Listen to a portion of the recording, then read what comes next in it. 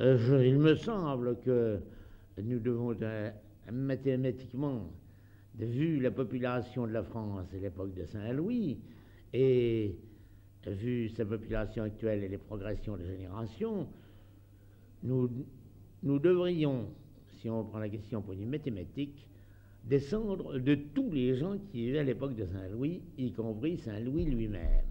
Ceci dit, il y a tout de même certains compartimentages qui font que les gens se sont mariés plus dans un groupe régional que dans un autre, mais Saint-Louis ayant dispersé très vite sa descendance dans tous les coins de la France, il semble que dans toute la France, tout le monde doit plus ou moins descendre de Saint-Louis.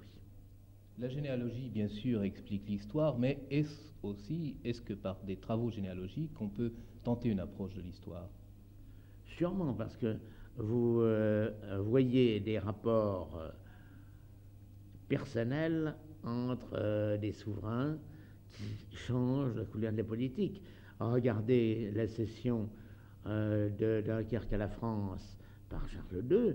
La négociation a été faite intégralement par Henriette d'Angleterre, belle-sœur, duchesse d'Orléans, belle-sœur de Louis XIV, et sœur de Charles II, qui a été faire un voyage familial à Londres, et la négociation a été faite en dehors de tout membre de gouvernement, pratiquement, entre la duchesse d'Orléans agissant pour le compte de Louis XIV, son beau-frère, avec son frère, le roi d'Angleterre.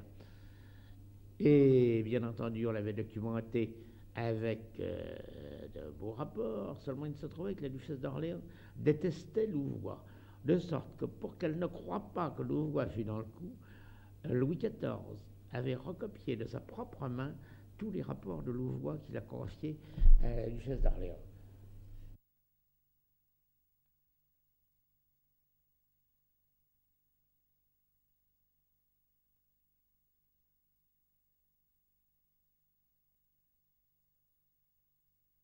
Ça s'est fait absolument tout seul et petit à petit. Il y a 6 ans que j'ai commencé à rassembler des documents, des photographies, des vieux parchemins, des condamnations à mort, des diplômes, des décorations, pour mes enfants et petits-enfants, parce que j'estime qu'à notre époque, il faut que les jeunes puissent quand même ne pas briser complètement avec le passé qui a tout de même eu de grandes pages.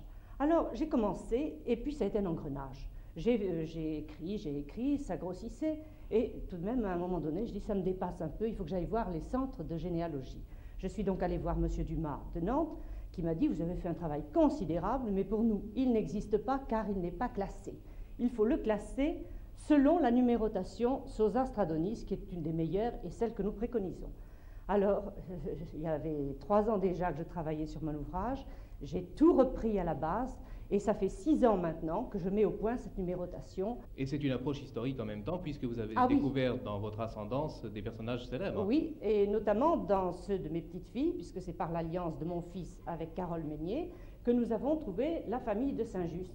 La grand-mère de ma belle-fille m'a révélé des joints secrets, car la famille nivernaise de Saint-Just a brisé tous les ponts, la méconnue ne partageait pas ses idées, mais a quand même gardé tous les joints généalogiques, les reliant, puisque Marianne Robineau était la mère de Saint-Just, et là, c'est toute la généalogie des Robineau qui remonte, ce n'est pas moi d'ailleurs qui l'ai établi, c'est Jean Hanoteau, l'historien, et il remonte, lui, à 1390, Margot de Marigny, Jean de Cray.